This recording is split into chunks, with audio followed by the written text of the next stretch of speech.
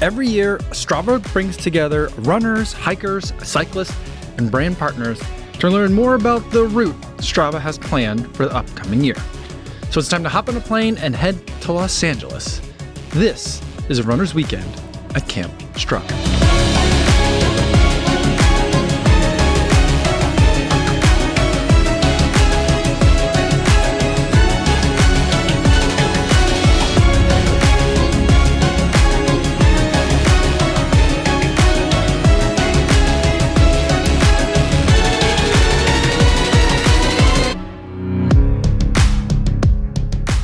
Yo, what's going on? Just made it into LA for Camp Strava.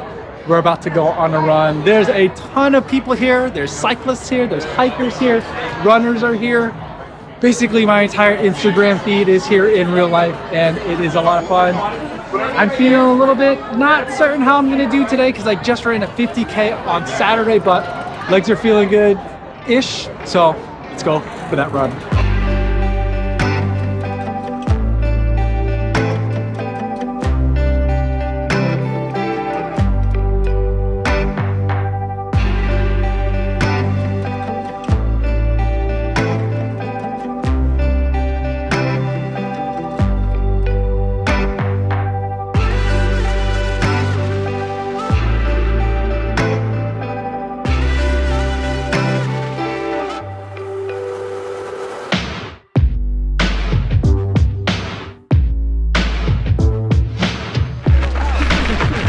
My legs are feeling good, but still, this is more grade than I was hoping for today. But the views are nice.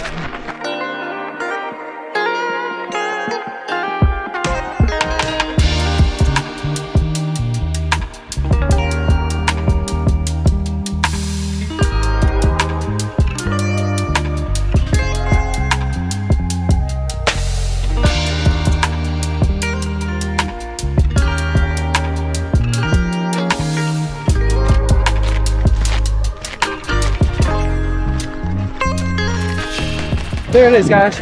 Hollywood side. I've seen it from far away. This is the closest I've ever seen it. We've kind of got a side view, but still.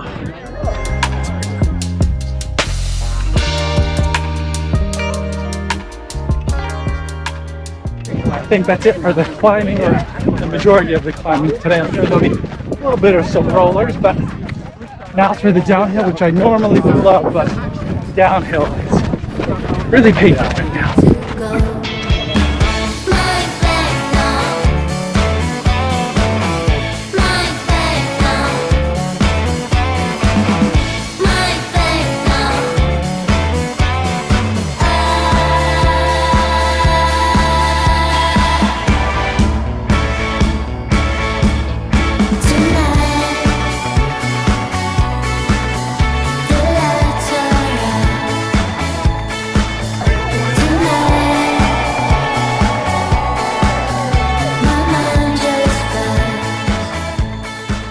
Alright guys, just got back from the run, took a shower. It's almost happy hour, but first, we are here at Camp Strava, so I feel like I gotta do a Strava bomb, right? So we went on this run, and you can hit this, go down here, hit manage group, and then you see all the people that were on the run with you, and then you can give it a shake, and then you can give a kudos to the athletes you follow, or to all athletes.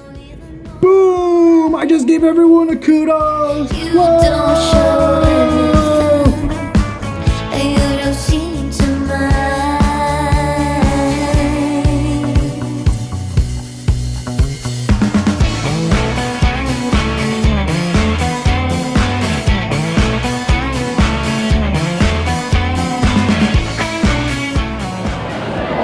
Good morning. It is about 9:30 a.m. here on a Thursday in Studio City at Camp Strava in Los Angeles. Just got done with a media breakfast. Got to hear from the CEO a little bit.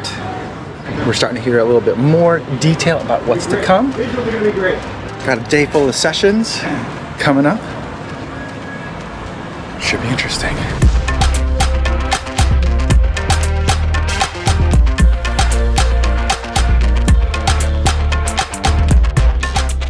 keynote, which was also the kickoff session, was started by Strava CEO Mike Martin, who is new to the company. He introduced dark mode, which he explained was much harder to do than it normally would have been, because Strava is an app that has been around for a long time and a lot of underlying structure had to be updated in order to make this visual change.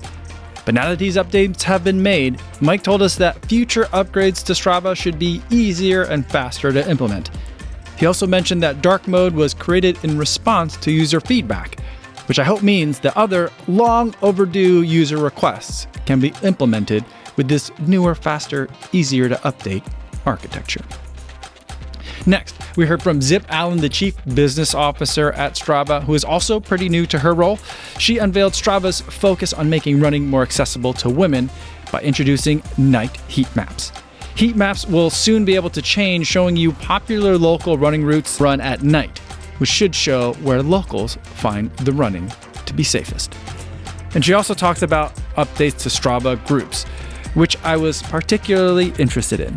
I think Strava is directly targeting a Discord here, as it'll be rolling out the ability to have group messaging categorized by topic within your run club, like upcoming races, gear recommendations, and training tips. Then, to round out the product news, we heard from Matt Salazar and Anita Butler, who are also quite new to their roles. Anita became the Chief Design Officer in early 2023, and Matt became Chief Product Officer less than 30 days ago. They talked about how they're hoping to have more races integrate Strava maps into their course descriptions on their websites, which groups like Aravapa Running have already been doing with great success.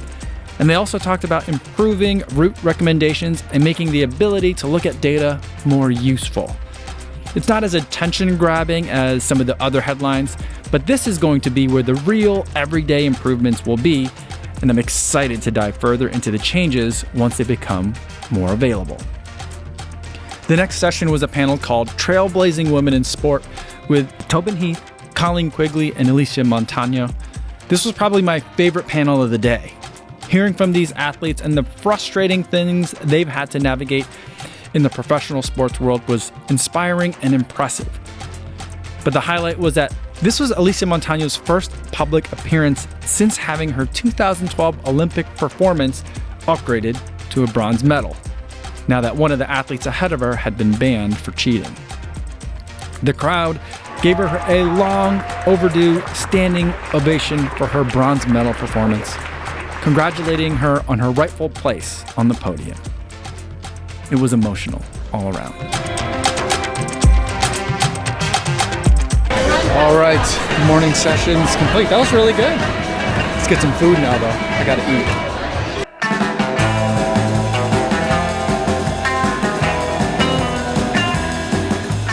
After lunch, our head counselor for Camp Strava, Emily Abate, introduced our next panel. Led by Des of Des Fit, this panel would cover tracking devices that integrate with Strava, like Oura Rings, Garmin watches, and Fi, a GPS-connected collar for your dog, so you can track your dog's activity and post walks to Strava, for real. Next, you had an option for a breakout session. You could go with a talk on how brands could utilize Strava, or you could listen to best practices for creators and run clubs. And as a creator myself who has a run club of sorts, I chose the latter. It was hosted by Adrian Adami of the Power Hour podcast, and it featured Izzy Seidel, Kayla Jeter, Curran Swint, who founded a black cycling group in Philadelphia, and Savannah Sachdev, who I've been following on Instagram for quite a long time. And for the last session of the day, there was a fireside chat that was neither by a fireside nor really much of a chat. It was an interview of Olympian Gabby Thomas.